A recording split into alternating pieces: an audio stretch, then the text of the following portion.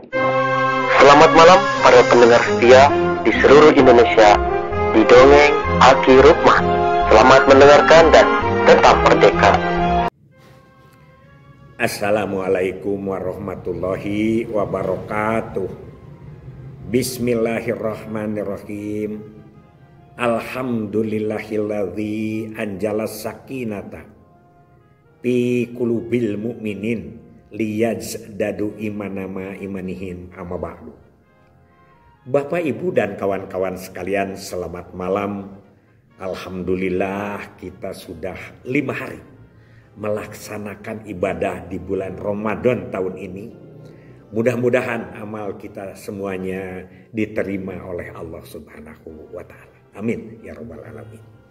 Kita masih melanjutkan tentang bahasan-bahasan pandangan Islam terhadap pembangunan keluarga atau bangga kencana yang sedang kita kerjakan pada saat ini. Ini ditarik tentang akidah-akidahnya, walaupun ini mungkin tidak begitu dalam karena Aki juga bukan seorang ulama, tapi paling tidak adalah yang biasa oleh Aki dipakai untuk kampanye.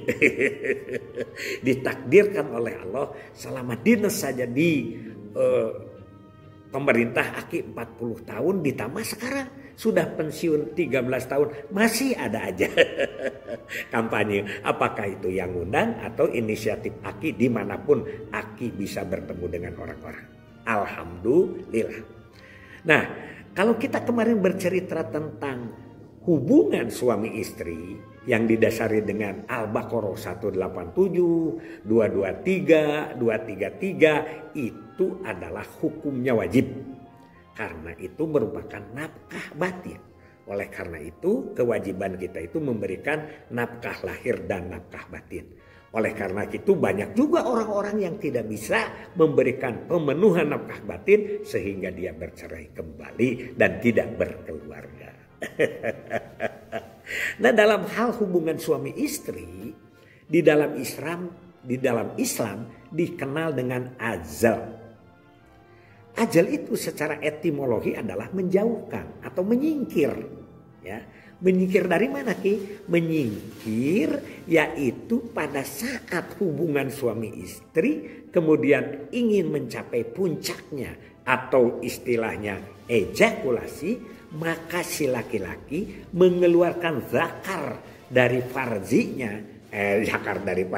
Mengeluarkan zakar dari vagina dan spermanya ditumpahkan di luar. Itu ajal. Alhamdulillah ini ya. Mudah-mudahan kalau ada pendapat lain silahkan, karena ini lebih bagus. Kalau dipolemikan itu adalah yang sangat bagus.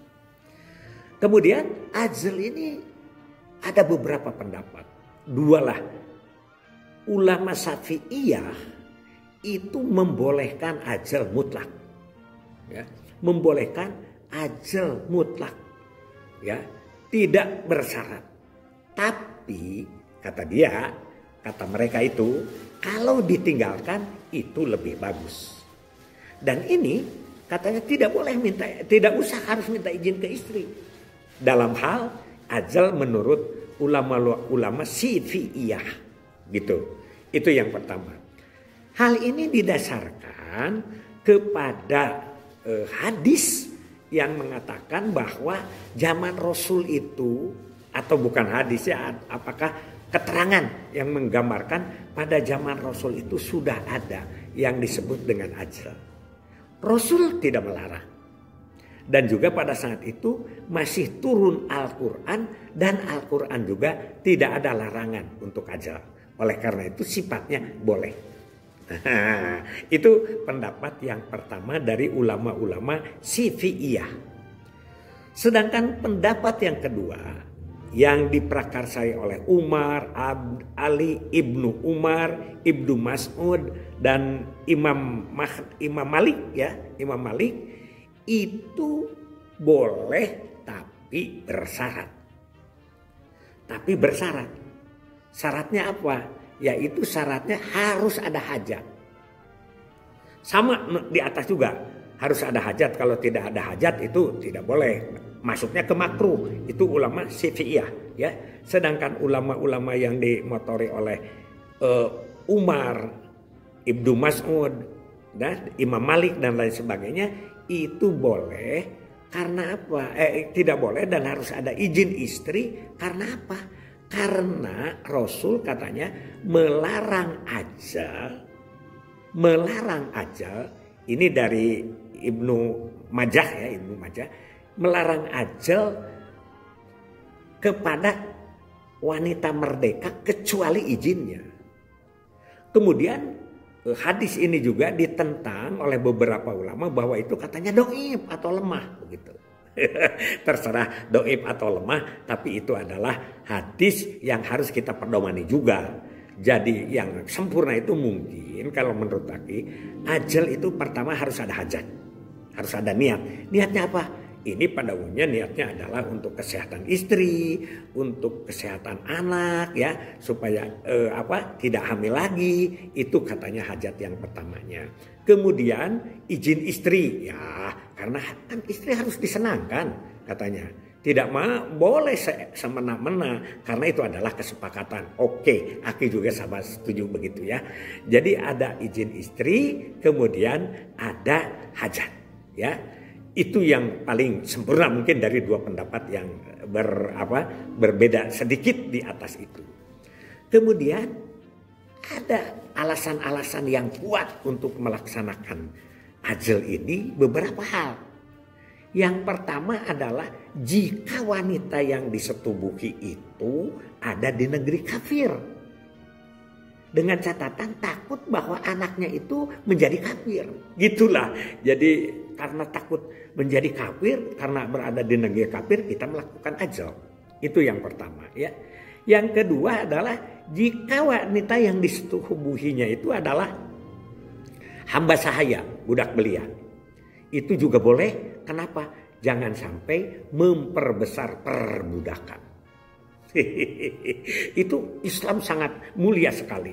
Yang ketiga, jika takut wanita atau istri terkena oleh penyakit menular seksual, penyakit menular PMS ya, sekarang itu PMS. Aki sudah agak-agak lupa PMS. Jadi dikhawatirkan, misalnya dia sedang hamil, takut dia kotor dan lain sebagainya, itu boleh ajal. Yang keempat adalah jika istri khawatir apabila dia hamil lagi itu wahnan ala wahnin itu ya, lemah yang bertambah-tambah lemah, itu katanya diperbolehkan ajal ya, itu yang keempat. Dan yang terakhir ini yang bagus ya menurut pendapat kita, para ulama menyimpulkan jika di akhir nanti atau di zaman sudah rusak. Jadi dengan banyaknya tambahnya penduduk mungkin akan semakin rusak. Itu adalah perhitungan-perhitungan duniawi yang sering kita sekarang kampanyekan. Dan ini ada dasarnya, di dalam hal ini boleh melakukan ajal. Nah dan kemudian ajal inilah yang diajadikan oleh kita kampanye yang disebut dengan kontrasepsinya zaman modern sekarang. Ini Aki beberapa kali bersama-sama dengan Pak Quraisyihab ya, Pak Nazaruddin Umar waktu Aki di Penmod memberikan penerangan-penerangan bahwa vasektomi itu adalah penerjemahan atau aplikasi daripada ajal atau kondom ya, berarti adalah menghalangi tumpahnya sperma di dalam vagina yang kemudian akan merasuk ke rahim sehingga terjadilah pertemuan dengan telur yang disebut konsepsi. Ini yang dihindari dari alasan yang 5 tadi. Sekali lagi, satu adalah bila wanita itu berada di negeri kafir ya. Yang kedua adalah hamba sahaya. Yang ketiga takut kena PMS. Yang keempat takut hamil lagi karena wahnan ala wahnin. Dan yang kelima bila negeri sudah rusak atau zaman sudah rusak. Itu saja yang ingin Aki sampaikan. Terima kasih. Hasbunallahu wa ni'mal wakil. Ni'mal maula wa ni'man nasir. Wassalamualaikum warahmatullahi wabarakatuh.